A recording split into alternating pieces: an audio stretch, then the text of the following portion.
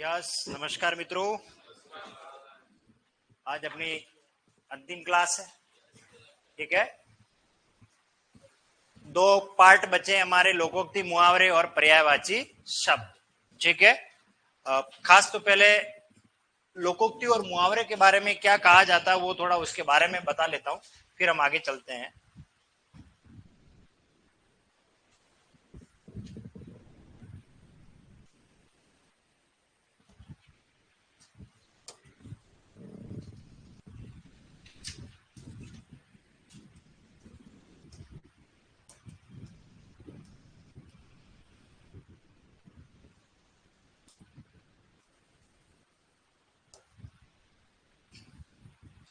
देखिए, एक शब्द है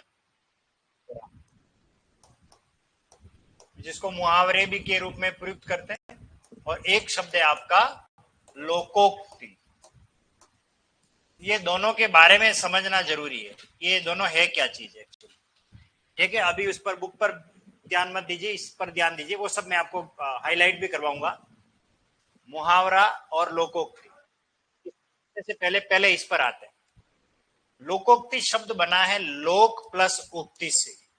लोक प्लस उक्ति। उक्ति, लोक का अर्थ है संसार और उक्ति का अर्थ है कथन, यानी कि संसार का कथन, संसार के लोगों का कथन। ये पूरा का पूरा जो पार्ट है ये किन किन बिंदुओं पर है उस पर बात कर लेते हैं। नंबर एक, अनुभव। सबसे मोस्ट इंपोर्टेंट जो तथ्य है वो बता रहा हूं। लोकोक्ति का निर्माण कैसे हुआ है, कहां से आई है, इन सब के पीछे की कहानी है अनुभव। मैं दो तीन कहानी कह के आपको समझाऊंगा। हमारे पूर्वजों ने अनुभव किया, अनुभव का सार बातों में कह दिया, वो क्या कहलाई? लोकोक्ति, लोगों के द्वारा कही हुई अनुभव की बात है, नंबर एक। दूसरी बात, ये अलिखित है। अलिखित का अभिप्राय यह है कि आपको विलोम शब्द पढ़ने या शब्द युग्म पढ़ने, तो इसके लिए आपको ग्रामर की तरफ जाना पड़ता है। लोकोक्ति मुहावरे पढ़ने तब भी आपको ग्रामर की तरफ जाना पड़ता है।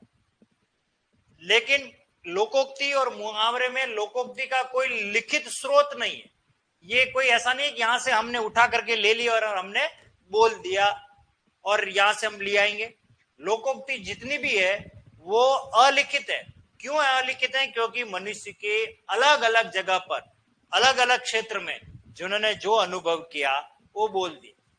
उसको उदाहरण देकर समझाते हैं अपन। नंबर एक आपने लोकोक्ति सुनी होगी, हाथ कंगन को आरसी क्या। हा?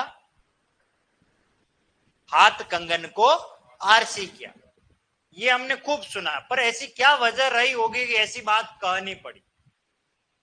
एक आपने लोकोक्ति सुनी होगी, ढाक के तीन पात। ढाक के तीन पात, पर आपको इसका मीनिंग नहीं पता है, और ये ऐसा क्या है जो इसकी वजह से ढाक के तीन पात कहना पड़ा। नाच न जाने आंगन टेढ़ा, न नो मन तेल होगा, न राधा नाचेगी। ये जितनी भी बातें कही गई है ये अनुभव का सार है। उसमें से पहले नंबर की बात करें, हाथ कंगन को आरसी क्या, तो देखिए एक शब्द है आरसी। ये वो आरसी नहीं है, आरसी रजिस्ट्रेशन सर्टिफिकेट नहीं। आरसी शब्द का जो शाब्दिक अर्थ है, इसका अर्थ होता है दर्पण। क्या अर्थ होता है? दर्पण, आईना। देखो, एक व्यक्ति है, वो अपनी पत्नी से कह रहा है चलो कहीं प्रोग्राम है, तैयार हो जाओ।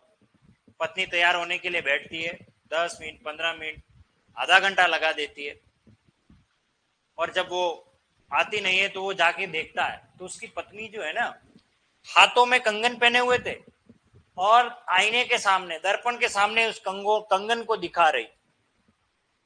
कि देखो मेरे हाथ में कंगन अच्छे लग रहे नहीं लग रहे, वो हाथ में नहीं देख रही है, आईने में देख रही। तो उसकी पत्नी मतलब उसकी पत्नी को मतलब पति ने कहा कि बावड़ी ये तो आंखों के सामने, इसके लिए आईने की कहाँ जरूरत है। हाँ, कहीं बिंदी लगानी है, कहीं आईलाइनर है या कुछ ऐसी चीजें जहां हम देख नहीं पा रहे हैं, वहां के लिए हमें क्या चाहिए, आईना चाहिए। तो यानी प्रत्यक्ष के लिए प्रमाण की आवश्यकता नहीं है। हाथ कंगन को आरसी क्या, हाथ के कंगन को पहनने के लिए देखने के लिए तो खुली आंखों से आप देख सकते हो। तो उन्होंने ये देखा तब जाकर के ये सार निकाल दिया, अरे यार ये इतनी बेंडी है कि कंगन को भी कांच में देख रही है, आईने में देख रही। कांच तो वैसे पारदर्शक होता है, आईना। इसी तरह आपने एक सुना होगा, बंदर क्या जाने। पर ऐसे ही नहीं है, इसके पीछे कोई घटना घटती है। याद रखना, लोकोक्ति के पीछे कोई न कोई क्या घटती है, तभी लोकोक्ति बनती है। ये तथ्यात्मक बातें जब पूछेगी लोकोक्ति के संदर्भ में कौन सा कथन सत्य है कौन सा असत्य है, उस समय ध्यान रखना। लोकोक्ति के लिए कोई घटना घटती है, वो कैसे, देखिए किसान था, उसने खेती की टमाटर की। किसकी खेती की, टमाटर की खेती की। बढ़िया निराई गुड़ाई करके बढ़िया पौधा तैयार हो गया, समय आ गया, उस पर फूल आ गए, टमाटर लगने लग गए और बहुत अच्छी तरीके से उसकी फसल तैयार हुई, खूब टमाटर लगे। किसान मन ही मन प्रसन्न हुआ, खुश हुआ, बोले कि कल मैं आऊंगा और ये टमाटर मंडी में ले जाऊंगा, बेचूंगा, इतने टमाटर की आवक हुई है ना। अगले दिन जब वो जाता है तो उसकी फसल सपा चट होती है, तहस नहस कर दी होगी। और देखा सब बंदर उसके टमाटर को खा गए, और खाए नहीं खाए बाकी बिगाड़ भी दिए। किसान हताश हो गया, परेशान हो गया, क्या करे, अब फसल तो चौपट हो गई। अगली बार उसने खेती की बैंगन की। किसकी खेती की, बैंगन की। बड़ी मेहनत की, वही सिंचाई वगैरह निराई गुड़ाई करके बैंगन का पौधा तैयार हुआ, फूल आ गए, बैंगन लग गए। उसने सोचा कि कल मैं आऊंगा और बैंगन मंडी में बेचूंगा, बड़ा खुश था। अगले दिन आया तो देखा कि बैंगन की फसल सफा चट, कुछ भी नहीं। वो बंदर पास वाले खेत में पेड़ के ऊपर देख करके वो मनी मन अंदर ही अंदर कोस रहा था कि क्या है ये सब, नुकसान हो गया। अब की बार उसने खेती की अदरक की। किसकी खेती की, अदरक की। अदरक का पौधा तैयार हो गया और किसान ने देखा कि इस बार मेरी फसल सब भरपाई पूरी कर लेगी जो नुकसान हुआ है,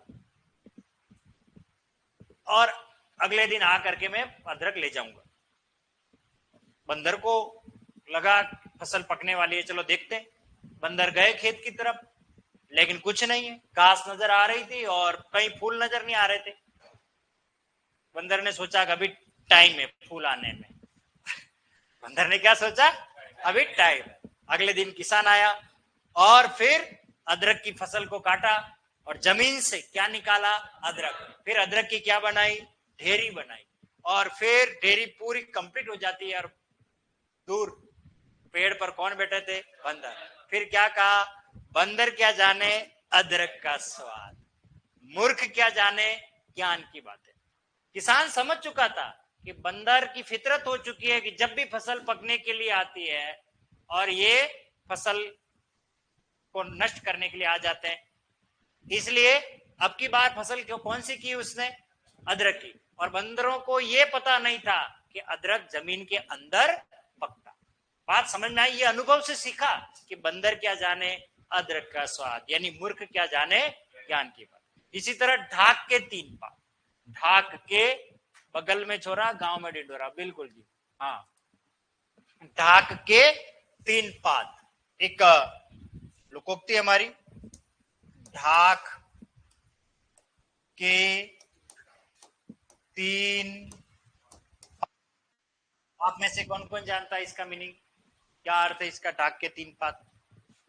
देखिए, एक व्यक्ति था, अपने छोटे से बच्चे को खेत की तरफ लेके चलता है और खेत की तरफ लेके चलता है और वहां उसे एक छोटा सा पौधा दिखाता है और वो पौधा होता है ढाक का। किसका होता है, ढाक। इसे कहते क्या क्या वो बता रहा हूं। ढाक को पलाश कहा जाता है। क्या कहा जाता है? पलाश। इसे ही जंगल की ज्वाला कहा जाता है। जंगल की ज्वाला। सामान्य लोकल भाषा में इसे खाकरा भी बोलते हैं। खाकरे, खाकरे का पौधा। और संस्कृत साहित्य में इसे टेसु या किंसुक,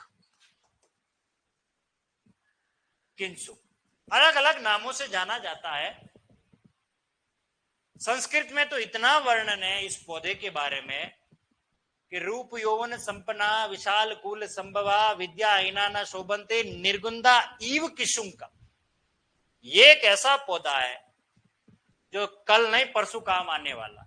इसकी एक हर्बल गुलाल बनती है, ठीक है, हर्बल गुलाल बनाने के काम आता है। अब इसमें मैं इतनी बातें कर रहा हूं तो ये पौधा क्या है, किस तरीके का होता है।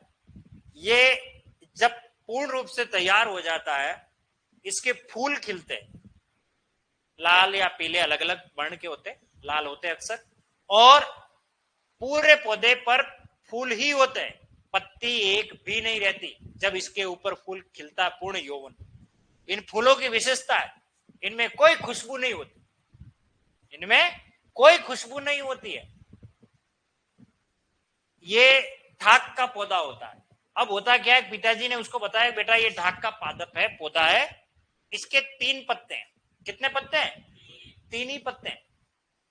अब हम जब वापस आएंगे तो इसे 3 पत्ते ही रहेंगे, 3 से कभी चौथा पत्ता नजर नहीं आएगा। बच्चे ने आश्चर्य से कहा ऐसा कैसे?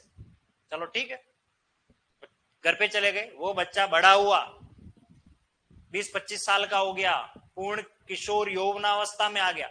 पिताजी ने कहा चल अपन चलते हैं आज। उसको लेके गए। वो पौधा भी जंगल में बड़ा हो गया, वो भी 20-25 साल की उम्र तक का हो गया पौधा।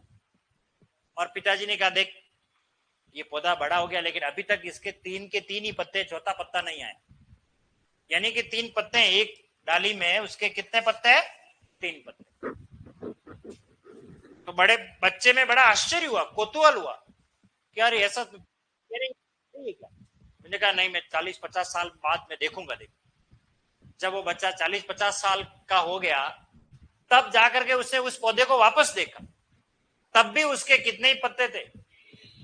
तब फिर उसने एक सामान्यीकरण किया, एक निर्णय लिया, यार ये पौधा ऐसा है जो जिंदगी में कभी 3 से चौथे पत्ते की तरफ बढ़ता ही नहीं, अपनी स्थिति से बदलता ही नहीं है, जैसा का जैसा ही नजर आ रहा है, जिसमें कोई परिवर्तन ही नहीं हो रहा है। जब किसी स्थिति का कोई परिवर्तन नहीं हो रहा होता, जैसे आजाद हुए हिंदुस्तान को कितने साल हो गए आपको पता है, और आज भी किसी गांव में लाइट नहीं है, इलेक्ट्रिसिटी नहीं है। और 10 साल पहले कभी कोई व्यक्ति गया वहां, आज भी उस समय भी इलेक्ट्रिसिटी नहीं थी और आज भी इलेक्ट्रिसिटी नहीं है। बोले यार इस गांव की स्थिति तो ढाक के 3 पात जैसी है, पहले भी नहीं थी और अभी भी नहीं थी। यानी जब कोई स्थिति में बदलाव नहीं होता उसके लिए ये सामान्यीकरण हो गई, अनुभव के आधार पर बात कह दी गई, वो ये वाली बात। तो ढाक के 3 पात होना, गधे को मूर्ख कहने की रीति है। कभी भी जब भी किसी व्यक्ति को उपमा दी जाती है, मूर्ख है, पागल है, तो हम क्या कहते हैं? गधा है। क्यों कहते हैं? इसके पीछे क्या कहानी रही होगी? तो उसके पीछे कहानी रही होगी कोई न कोई। एक धोबी था, उसके गधा था, उसके ऊपर सामान लादा जाता था और वो एक दिन गधे के ऊपर शक्कर डाल दी बोरी भर करके, और वो जा रहा है, गलती से एक नदी आ गई, नदी में उस गधे का पांव गलती से फिसल गया और वो गिर गया। गिरने पर शक्कर चाशनी बन गई, मतलब गुल गई, पानी में गुल गई। जब वो गधा उठता है तो उसका वजन क्या हो जाता है? कम। तो गधा बड़ा खुश होता है, वो अंदर ही अंदर दिमाग लगाता है कि पानी में मैं गिर गया तो मेरा वजन कम हो गया। इसका मतलब पानी में गिरने से वजन क्या हो जाता है? कम। नेक्स्ट टाइम, अगली बार उसके कंधे पर, उसके शरीर पर बोझा लादा गया नमक, और वो ले जा रहा है, वही फिर दूसरी बार वही नदी आ गई, नदी में जानबूझकर इस बार गधा गिर गया और वो नमक भी घुल गया। उसने कहा मेरा वजन तो हल्का हो गया। अब उसने ये बात सत्य मान ली, फैक्ट मान लिए कि अब पानी में गिरने से वजन हल्का होता है। ये बात धोबी को समझ में आ गई। बोला कि इसको सबक सिखाना पड़ेगा। अब की बार उसके कंधे पर लादा गया रुई। क्या लादी गई? रुई। अब गधा जा रहा है, उसने सोचा कि यार ये तो अभी इतना हल्का है, तो पानी में गिरने के बाद तो और हल्का हो जाएगा। और वो गया और पानी में गिरा।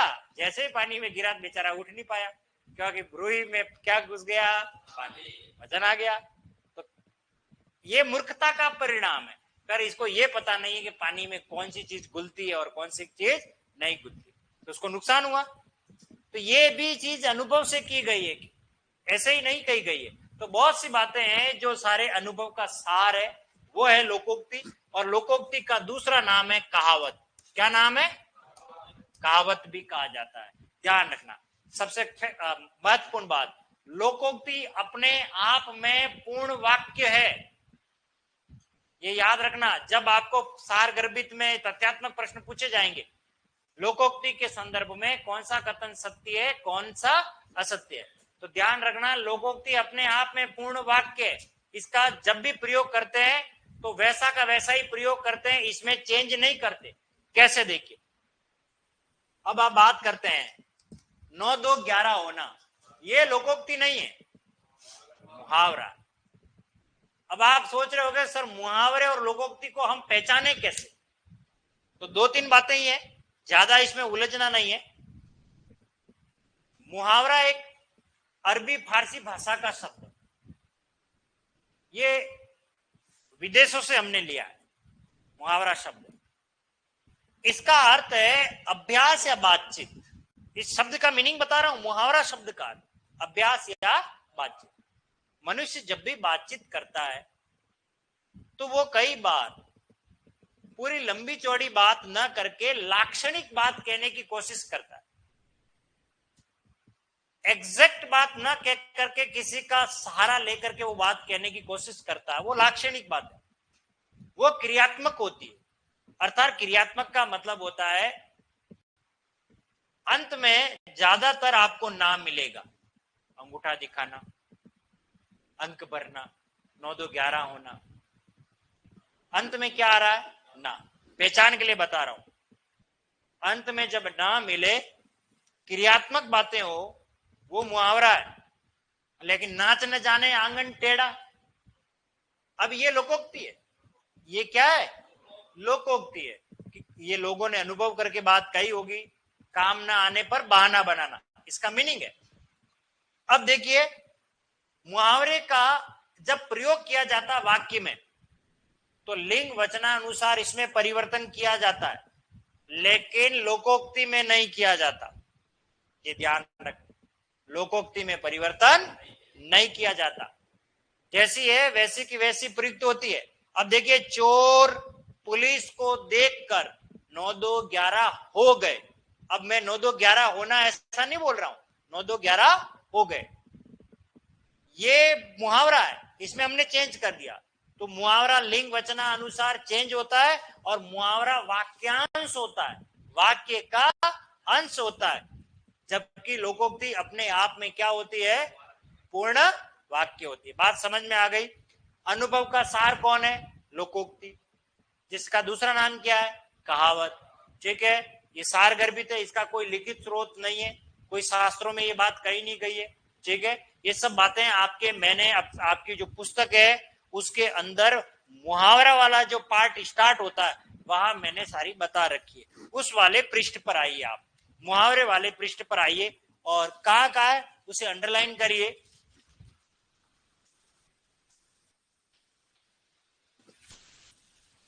जो आपकी पुस्तक है आपके हाथ में, जो भी पेज नंबर है, मेरे पास 22 है पेज नंबर। देखिए, विश्व की सभी भाषाओं में लोकोक्तियों का प्रचलन है।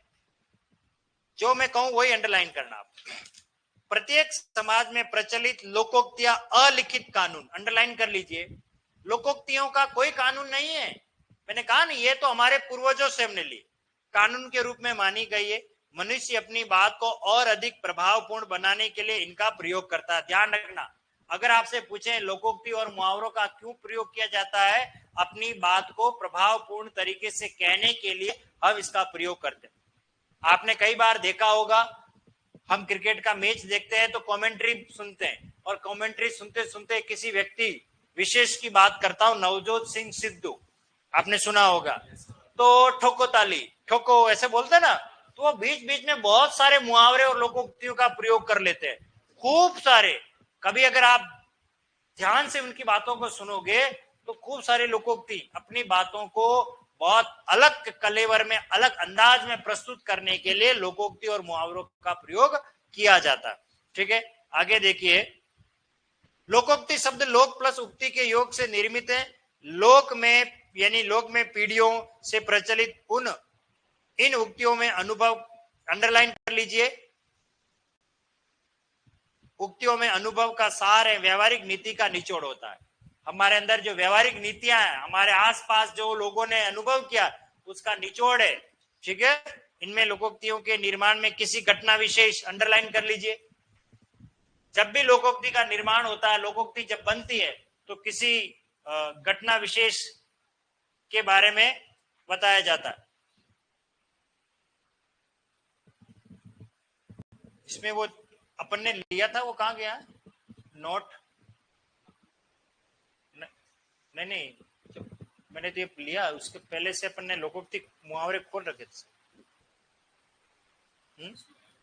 इसी में ही आएगा ना।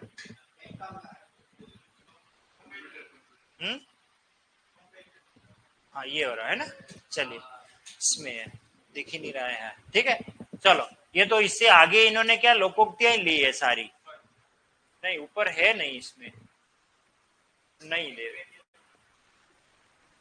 कोई बात नहीं, इस पर अपन बाद में बात कर लेंगे। मैंने ये इसीलिए कहा था कि पहले मुहावरे ले लीजिए, ताकि ये जो मैं बोल रहा हूं ये सारा मुहावरे वाले कॉलम में है ना। चलो कोई नहीं, तो लोकोक्ति ये हो गया। इसका अगला पैराग्राफ देखिए, मुहावरा एक ऐसा वाक्यांश है, अंडरलाइन कर लो यहां से, मुहावरा एक ऐसा वाक्यांश है जिसका कोष्टक में देखो अर्थ क्या दे रखा, बातचीत अभ्यास, जिसके प्रयोग से अभिव्यक्ति कौशल में वृद्धि होती है। यहां तक अंडरलाइन कर लीजिए।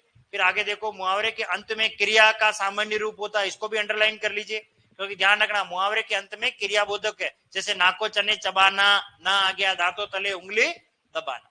ओके, फिर आगे दूसरा पैराग्राफ जो आ रहा है, लोकोक्ति पूरा अंडरलाइन कर लीजिए। लोकोक्ति जहां अपने आप में पूर्ण होती है, प्राय प्रयोग में एक वाक्य के रूप में प्रयुक्त होती है। तो आप मुझे बताइए, अगर परीक्षा में आ गया, अपने आप में पूर्ण वाक्य कौन होता है, लोकोक्ति या मुहावरे? लोकोक्ति, ध्यान रखना। और वाक्यांश कौन होता है? मुहावरा। ठीक है, प्राय प्रयोग में एक रूप में प्रयुक्त होती है, जबकि मुहावरा वाक्यांश मात्र है। लोकोक्ति का रूप प्राय एक सा ही रहता है, जबकि मुहावरे के स्वरूप में लिंग, वचन और काल के अनुसार परिवर्तन अपेक्षित होता है। ये बात बताई मैंने कि मुहावरा लिंग वचना अनुसार बदलता है, लेकिन लोकोक्ति कभी नहीं बदलती है। ठीक है, अब महत्वपूर्ण जो मुहावरे दे रखे हैं उनको आप अंडरलाइन कर लीजिए पहले, खास खास। श्री गणेश करना, देखो जब कोई कार्य आरंभ किया जाता है तो हम उसके लिए क्या प्रयोग में लेते हैं? श्री गणेश करना। और आज शायद एग्जाम में श्री गणेश करना, बोर्ड की परीक्षा में आया, देखो श्री गणेश करना है। और अपने नोट्स में पहला ही पहला मुहावरा क्या है? श्री गणेश। तो आपको लगता है ये पेपर किसने बनाया होगा? ठीक है, हाँ, बोर्ड की परीक्षा में आया ना। हाँ, अब तो पेपर हो चुका है, कोई दिक्कत ही नहीं है। हाँ, ठीक है, तो श्री गणेश करना यानी आरंभ करना। और इतना ही नहीं, जब कोई बात खत्म होती है तो हम उसे बोलते हैं इतिश्री करना। क्या कहते हैं? और मुहावरों की इतिश्री जहां हो रही है वहां मैंने लास्ट में यही मुहावरा दिया, देखो।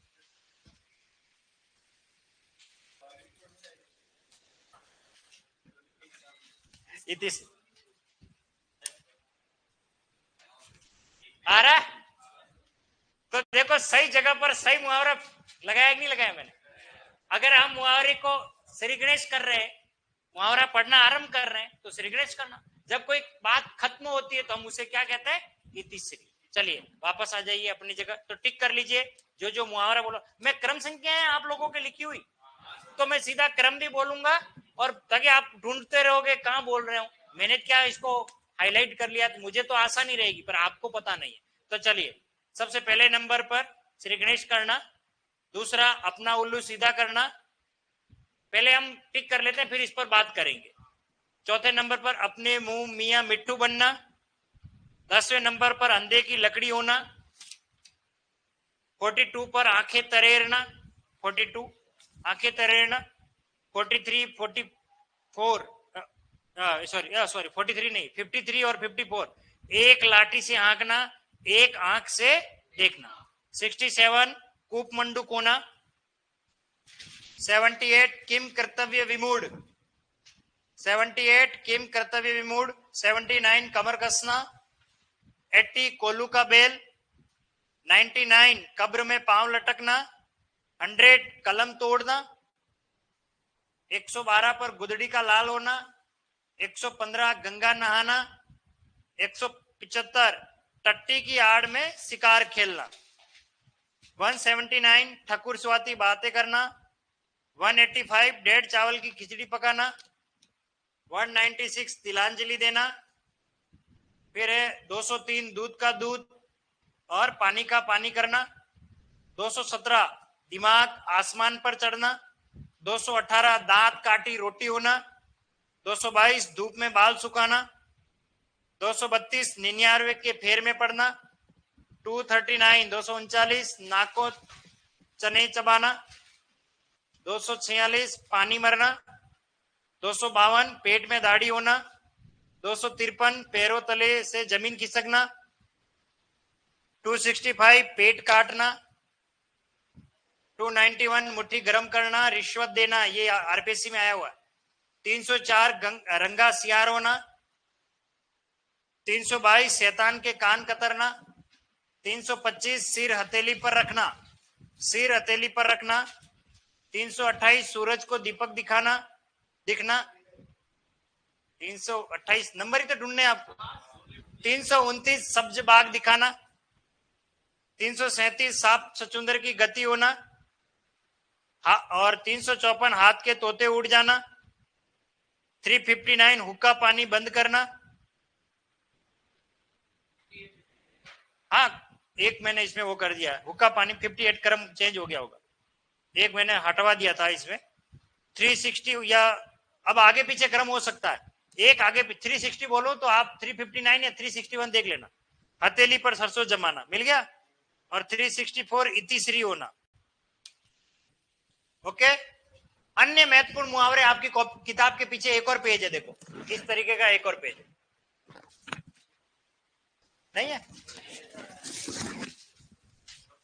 तो ये पुराना एडिशन होगा, कोई बात नहीं, इसके अंदर कोई घबराने की जरूरत नहीं है, अगर नहीं भी है तो।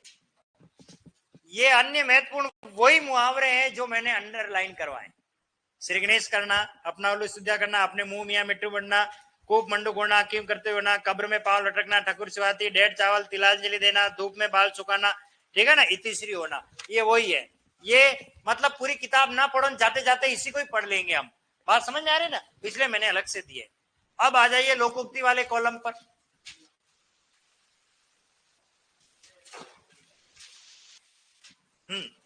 पहले टिक कर लेते हैं फिर इस पर बात कर लेते हैं। चौथे नंबर पे आओ, अधजल गगरी छलकत जाए, अधजल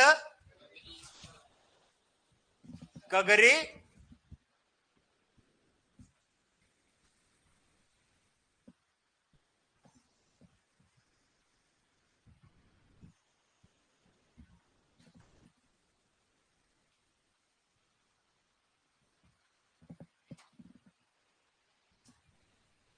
ठीक है, अधजल गगरी छलकत जाए। नंबर 8 पे आओ, अब पछताए होत क्या जब चिड़िया चुग गई। फिर 15 पे आओ, अपनी अपनी डपली अपना अपना राग। फिर आ जाइए 16, अंधा बाटे रेवड़ी फिर अपनों को दे। 19, आम के आम गुठलियों के दाम। 23, आए थे हरि भजन को ओटन लगे कपास। 26, 8 कन्नौजिए 9 चूल्हे। 29, पूतों का न लेना न मातों का देना। 31, ऊंट के मुंह में जीरा। 32 ओखली में सिर दिया तो मुसलों से क्या डरना, डर भी लिख सकते हो, कोई दिक्कत नहीं है। 35 एक अनार 100 बीमार। 39 एक तो करेला दूसरा नीम चढ़ा। 54 खरबूजे को देखकर खरबूजा रंग बदलता है। 56 खिसियानी बिल्ली खंबा खोसे। 61 घर का जोगी जोगना आण गांव का सिद्ध। 64 गंगा गए गंगादास यमुना गए यमुनादास। 69 घोड़ा घास से दोस्ती करे तो खाएगा क्या। फिर 78 चंदन की चुटकी बली गाड़ी बरा न काट। 88 छचुंदर के सिर में चमेली का तेल। 97 जाके पैर न फटे बिवाई सो क्या जाने पीर पराई। 98 जाकी रही भावना जैसी प्रभु मूर्त देखी तीन तैसी। क्रम नहीं है 98, तो क्या कह रहे हो। अगला 124 तीन कन्नौजिए 13 चूल्हे। 128 दान की बचिया के दांत नहीं गिने जाते। दान की 128 दान की बचिया के दांत नहीं गिने जाते। दूध का जला छाछ को फूंक फूंक के पीता है। दूध का जला 131 पे ऐसा क्यों है, ये इसके पीछे कहानी है। एक आदमी था, वो कहीं मेहमान गया, ठीक है ना, उसने जिंदगी में कभी छाछ नहीं पी थी। क्या नहीं पी थी, ठीक है ना, क्या बोलते हैं, दूध नहीं पिया, ठीक है ना, दूध नहीं पिया था, तो हमेशा छाछ ही पीता था। वो क्या पीता था, छाछ ही पीता था।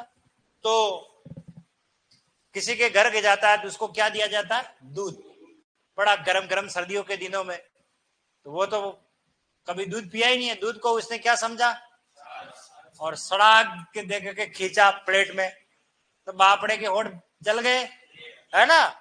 तो उसको लगा यार ये क्या माजरा है, तो बोले कि ये तो दूध है, इसको फूंक मार के पीना पड़ता है, ठंडा हो जाता है, क्योंकि वो एक बार जल चुका है। फिर अगली बार जब गया तो गर्मी का टाइम था, बेचारे ने बढ़िया मस्त छाछ बनाई और छाछ दी, तो उसको लगा पहले मेरे मुंडा बड़ा हुआ है ना, तो और अब की बार छाछ दी, छाछ को भी क्या दे रहा वो, क्यों, क्योंकि उसको पता है कि पहले मैं एक बार धोखा खा चुका हूं, तो इस बार धोखा नहीं खाऊंगा। इसका मीनिंग है कि दूध का जला छाछ को फूंक फूंक के पीता है। इसलिए ध्यान रखना, एक बार धोखा खाया हुआ व्यक्ति दूसरी बार संभल के चलता है। कौन सा क्रम पे था ये, हाँ। अगला अब आ जाइए 133, 134, 135, 136।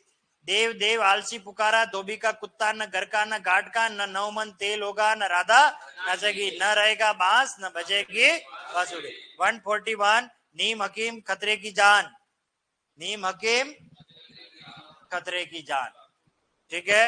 और अगला 145 900 चूहे खाके बिल्ली हज को चली।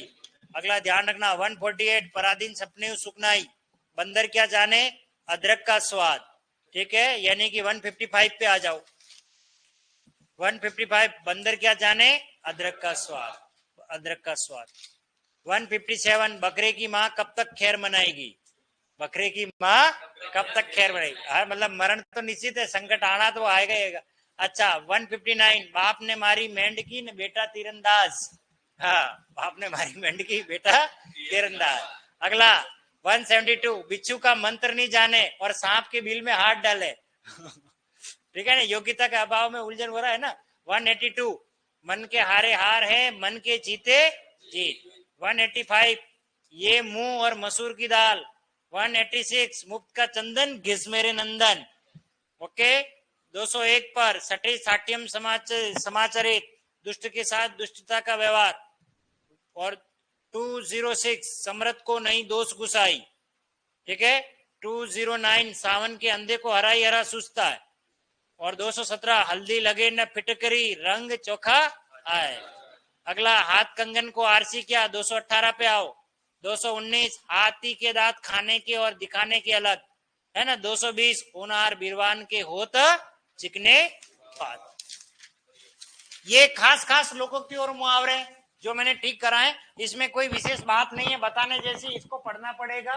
बाकी अपने यहाँ पर मैंने बहुत सारे दे भी रखे हैं, ठीक है, क्योंकि आगे मुझे मुहावरे पर थोड़ा उस पर बात करनी है, पर्यायवाची पर, उस पर भी बात कर लेते हैं। फिर उसके बाद समय रहेगा इन पर वापस आते हैं अपन, ये सारे मुहावरे और लोकोक्तियां हमारी, ठीक है। हाँ हाँ, गंगा गए गंगादास, ठीक है, चोर चोर। अब सुनो, अब इसमें आपको किस प्रकार के प्रश्न बन सकते हैं उस पर भी बात कर लेते हैं। प्रश्न ही बनेगा, निम्नलिखित में से कौन से लोकोक्ति का अर्थ सुमेलित है या सुमेलित नहीं है। एक तो ये बनेगा। दूसरा ये बनता है, आजकल अर्थ नहीं पूछते, आपको लोकोक्ति और मुहावरे का ज्ञान है या नहीं ये पूछते हैं। तो वो क्या देंगे देखने, ऊंट के मुंह में डैश डैश डैश, अदरक जीरा राई हल्दी, जीरा नहीं, मतलब लोकोक्ति को पूरा करना है। नाच न जाने डैश डैश डैश टेढ़ा, क्या, आंगन बगीचा वाटिका ऐसा कुछ, तो क्या लिखना है, चोर चोर ममेरे फुपेरे, इस तरीके से। तो आपको अर्थ पूछा क्या, नहीं, आपको लोकोक्ति का नॉलेज है या नहीं, इसलिए मैंने जितनी लोकोक्ति लिखाई है सब पढ़ लेना, क्योंकि इस लोकोक्ति से कोई प्रश्न खाली लोकोक्ति से ही बनेगा, अर्थ नहीं आएगा। और डायरेक्ट लोकोक्ति के बारे में लिखते से, जैसे गंगा गए गंगादास, फिर डैश डैश डैश गए कौन, जमुना गए जमुना दास, समझ में आ गया। तो इस तरीके के आपको पूछे जा सकते हैं। देखो ये आ गया, जैसे देखिए ये चोर चोर, ये रहा, फुपेरे भाई है, ममेरे भाई है, ठीक है ना। अब आगे छचुंदर के सिर में, तो हो सकता है मोगरे का, हो सकता है सरसों का, है ना। तो इस तरीके के प्रश्न पूछेंगे, ये ध्यान रखना। जहां काम आवे का करे करवाई, तो जहां काम आवे खेती पावड़ा कुदाली कुछ भी दे दे, बात समझ में आ गई ना। तो आपको ये चीज देखनी है कि क्या उसमें ये चमड़ी जाए पर दमड़ी न जाए, चलती का नाम, हो सकता है दो तीन कुछ भी लिख दे, बैलगाड़ी गाड़ी लाड़ी वैसे कुछ भी लिख दे, ठीक है ना।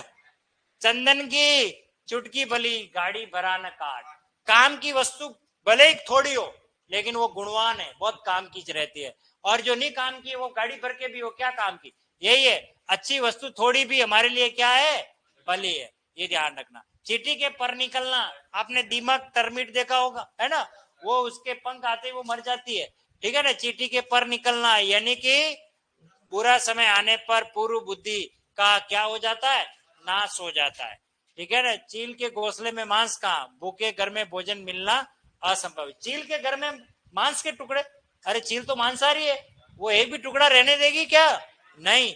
तो कहीं किसी के घर कुछ नहीं मिलता हो, है ना, खूब खाई खोड़ वाला हो, तो उसके लिए कहते हैं कि भूखे के घर भोजन मिलना असंभव है, चील के घोंसले में मांस कहाँ। इसमें यही दिक्कत है, बार बार इसमें ये लाना।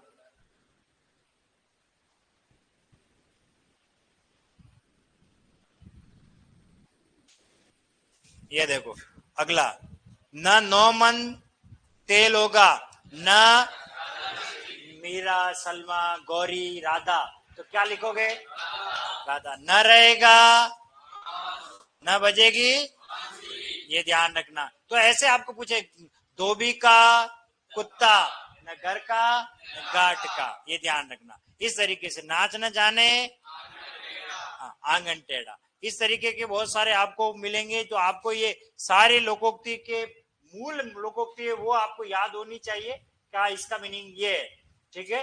कुछ खास खास मैंने इसमें बता भी दी है, बाकी आप इन लोगों को, इसको तो आपको पढ़ना ही पड़ेगा, क्योंकि ये देखो, सिर मुंडाते ही ओले पड़े, क्या मतलब है इसका, कोई काम शुरुआत करते ही विघ्न आ जाना, है ना। बेचारे बड़ी मुश्किल से सिर मुंडवाया और बाहर निकलते ही ओले पड़ने लगे टपाक टपाक, है ना, तो दिक्कत हो गई, है ना।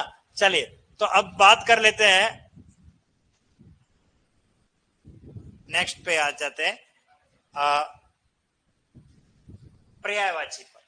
अब थोड़ी देर के लिए बुक बंद कर लीजिए, ये आपके काम की चीज है, ये बहुत इंपॉर्टेंट है, जितना लोकोक्ति महत्वपूर्ण है उससे ज्यादा महत्वपूर्ण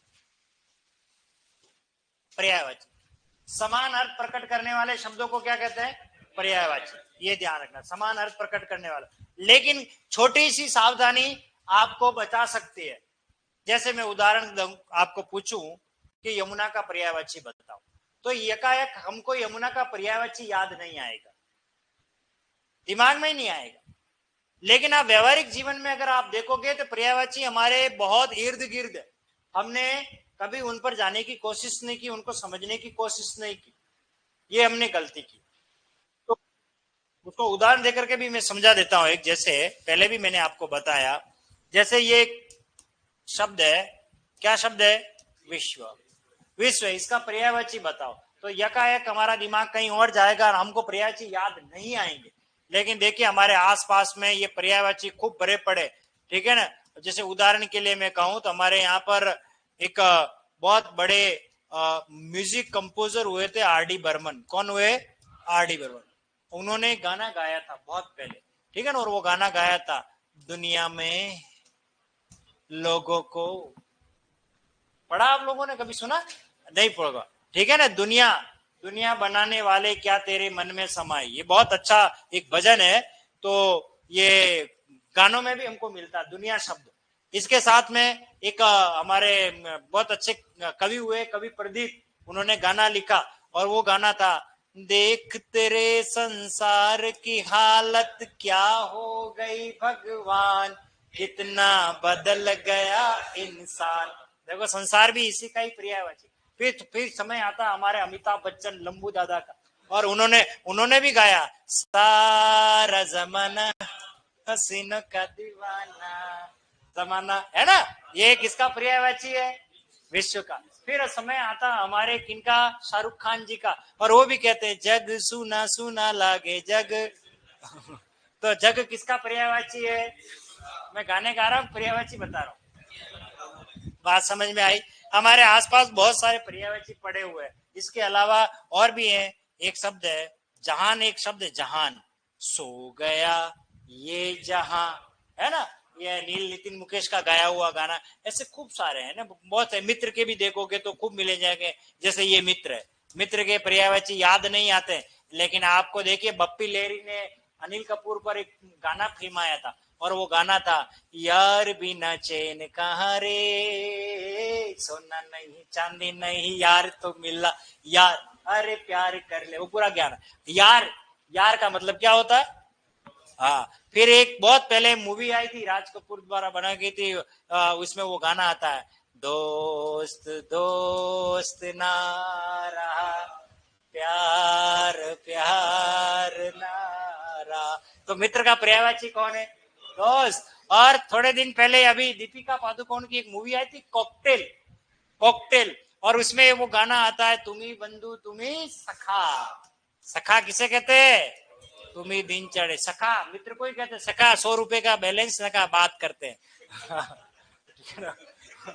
सखा, ठीक है, सखा उसी को ही है। फिर अमिताभ बच्चन ने एक गाना गाया था, मीत न मिला मेरे मन का, अभिमान मूवी का, ठीक है ना। और मीत से ही बनता है सुन मितवा ओ मितवा, लगान मूवी का गाना है ना। तो मित्र, दोस्त, यार, सखा सब किसके पर्यायवाची है?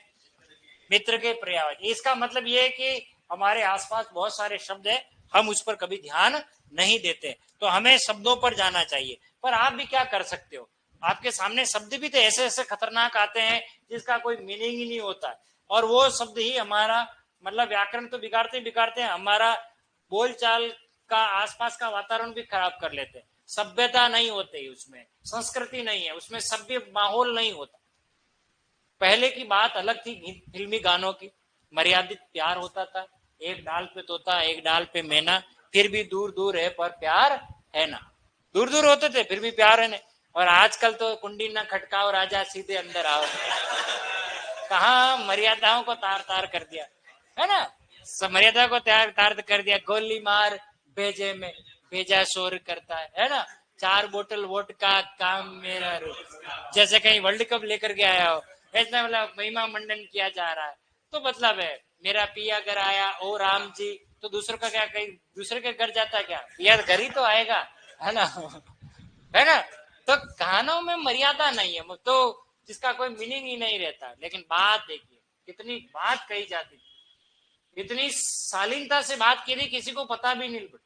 वो मुझे याद आता है गाना, जानी दुश्मन का एक गाना, और उसमें है तेरे हाथों में पहना की चूड़िया मौज बंजारा ले गया। इसको आप समझो गाने को, तेरे हाथों में पहना की चूड़िया, मोहम्मद रफी ने गाया।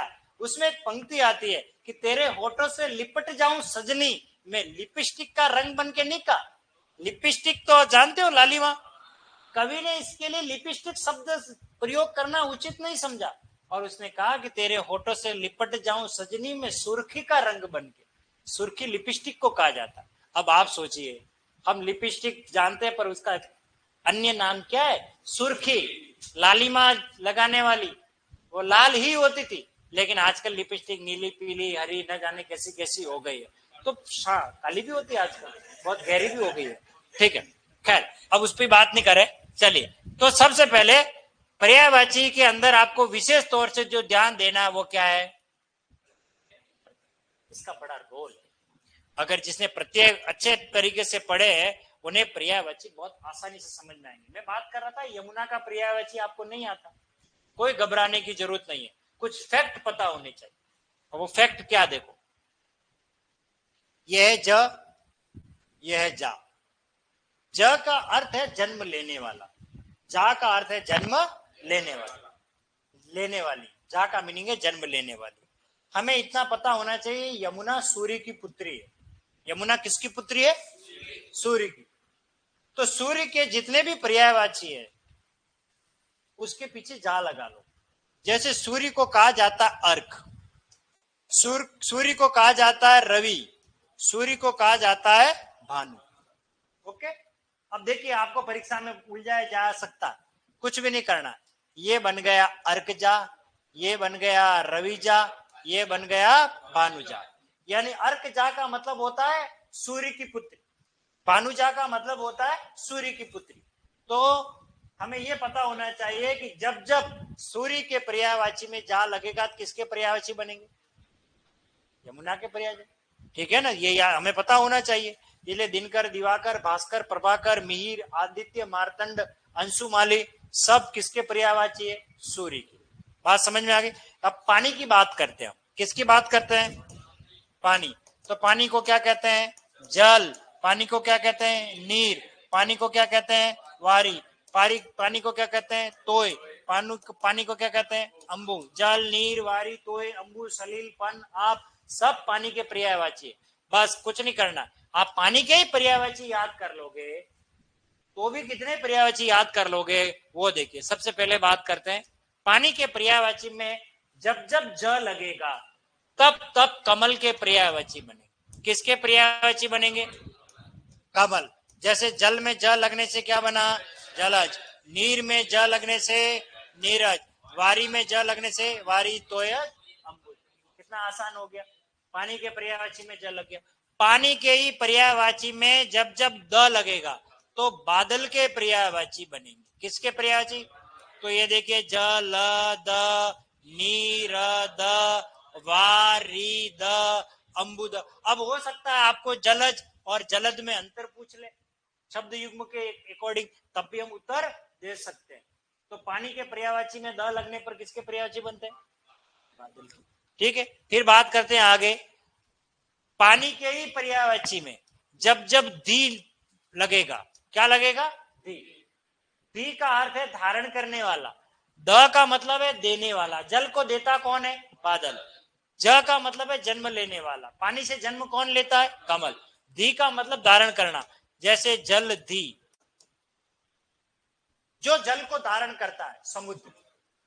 यानी संसार की तमाम नदियों का जल कहां जाके समाहित होता है? समुद्र। तो जलधि, वारिधि, नीरधि, तोयधि, अम्बुधि सब किसका पर्यायवाची है? समुद्र के ही पर्यायवाची सारे के सारे। इसके अलावा और आगे चलते, पानी के ही पर्यायवाची में स्विनी लगा लो, जलस्विनी, पयस्विनी, नीरस्विनी। स्विनी का अर्थ है बहने वाली, जो जल को बहा कर लेके जाती है। जल को बहा करके कौन ले जाती है? नदी। ये नदी का पर्यायवाची है। ये कंसेप्ट, ये फैक्ट हमें पता होने चाहिए, किसके जुड़ने से क्या शब्द बनता है और किस तरीके के पर्यायवाची बनते हैं। ठीक है, इसी तरह पृथ्वी की बात करें, भू, भूमि, धरा, वसुंधरा, पृथ्वी, मही, धरती, धरित्री, ये सब किसके, धरती के पर्यायवाची के, पृथ्वी के पर्यायवाची। तो ध्यान रखना, पृथ्वी के पर्यायवाची में जब जब पाल लगे या पति लगता है तो राजा के पर्यायवाची बनते हैं। जैसे भूपाल, महिपाल, भूपति, ये राजा के पर्यायवाची। इसी तरह का जब जब पृथ्वी के पर्यायवाची में देव लगे तो ब्राह्मण के पर्यायवाची बन जाते हैं। जैसे भूदेव, महिदेव, क्योंकि भूदेव यानी पृथ्वी का देवता माना गया ब्राह्मण को। ठीक है ना, तो ये आपको पता होना चाहिए। अगर सूर लग जाए, सूर यानी देवता, जैसे भूसूर, ठीक है ना, महिसूर, ये भी ब्राह्मण को ही कहते हैं। तो ये चीज हमें क्लियर होनी चाहिए। इसी तरह रात्रि की बात करें, रात्रि को क्या कहते हैं, रात, निशा, यामिनी, ऐसे कई उनके पर्यायवाची है। अब इसमें चर लगा दो, जैसे निशाचर, रात्रिचर, तो राक्षस के पर्यायवाची बन जाएंगे। किसके पर्यायवाची बन जाएंगे, क्योंकि राक्षस कब विचरण करते हैं, रात को विचरण करते हैं। तो पर्यायवाची का बड़ा रोल है, प्रत्यय का बड़ा रोल है पर्यायवाची के अंदर। खास खास पर्यायवाची कौन कौन से, पहले उसको अंडरलाइन कर लीजिए आप। ठीक है, कौन कौन से हमारे बुक में है।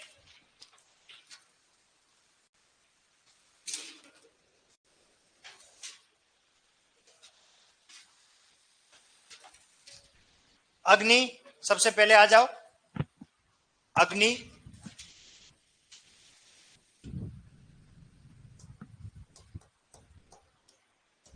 अग्नि, ठीक है। फिर उसके बाद तीसरे नंबर पे आ रहा अमृत, इसमें क्रम नहीं दिया मैंने, अमृत, ठीक है, क्रम। फिर उसके बाद दो को छोड़ करके आगे देखो, अश्व, मिल गया। फिर दो तीन को छोड़ करके आओ, आकाश और आंख, इसको भी टिक कर लो। फिर एक को छोड़ के इंद्र आ रहा है, इंद्र को टिक कर लीजिए। फिर तीन चार को छोड़ करके कमल आ रहा है, कमल को अंडरलाइन कर लो। फिर आ जाइए कामदेव, ठीक है। फिर आओ किरण, इसी के नीचे, ये कामदेव के नीचे ही एक को छोड़ के किरण। फिर है दो चार छोड़ करके है देखो चंद्रमा। फिर चार पांच छोड़ करके आ जाइए तरुवर, यानी पेड़ क्या पर्यायवाची है। इसी से ऊपर देखो, वापस आओ, इससे ऊपर देखो चांदनी, जगत और जल, इसको भी अंडरलाइन कर लो। ठीक है, जल देखो, जल का ज्वारी, अम्बु, तोय, नील, ये सब दे रखे। फिर आ जाइए राइट हैंड साइड में तलवार, तालाब और तीर, तीनों राइट कर लीजिए। धनुष, चार पांच सात छोड़ करके ध पे आ जाइए, ध पे धनुष। फिर धनुष के नीचे ही ठीक नदी लिख रखा है, हाँ, उसको भी राइट कर लीजिए। फिर चार पांच छोड़ करके पति। फिर है पार्वती, दो तीन छोड़ करके पार्वती शब्द है, पार्वती, शिवा, गौरी, उमा, भवानी, गिरजा, है ना।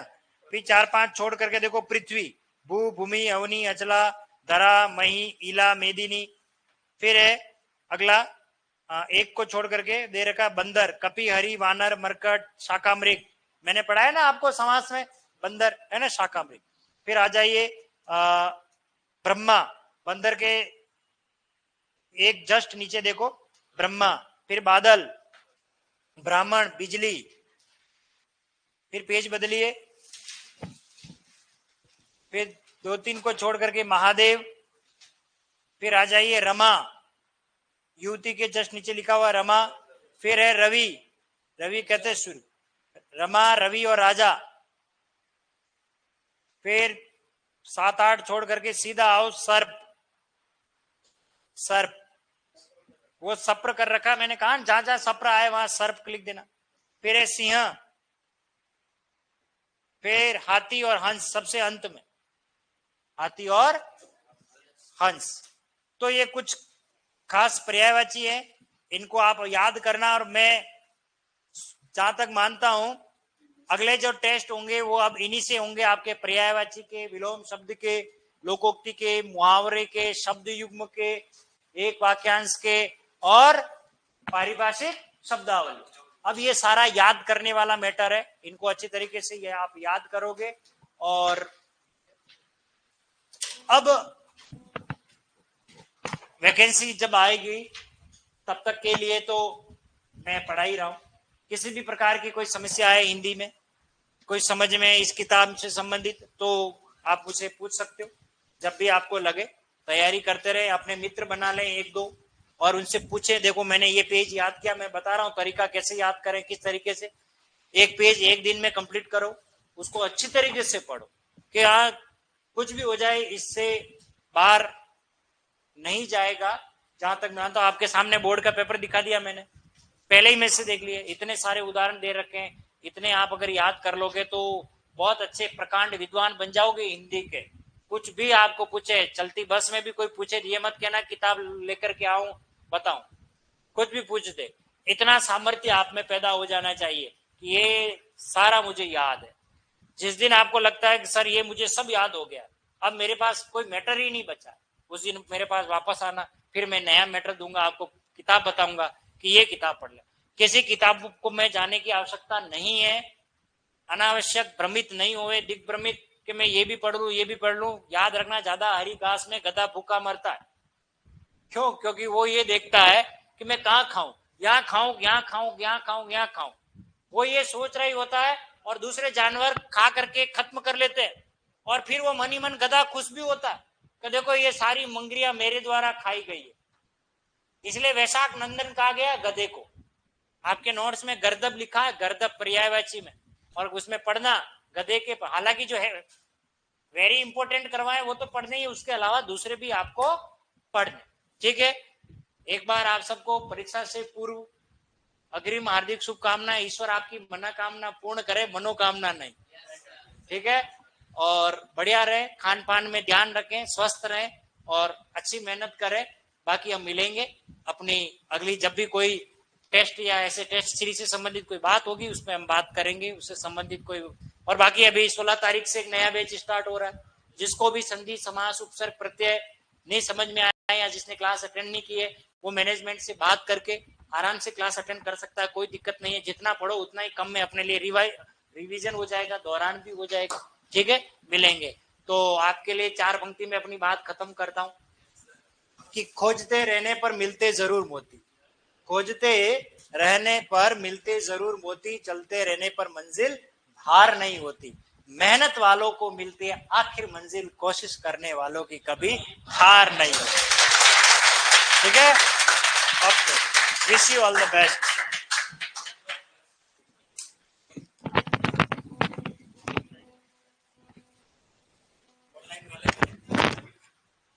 अब कोई क्लास है आपके?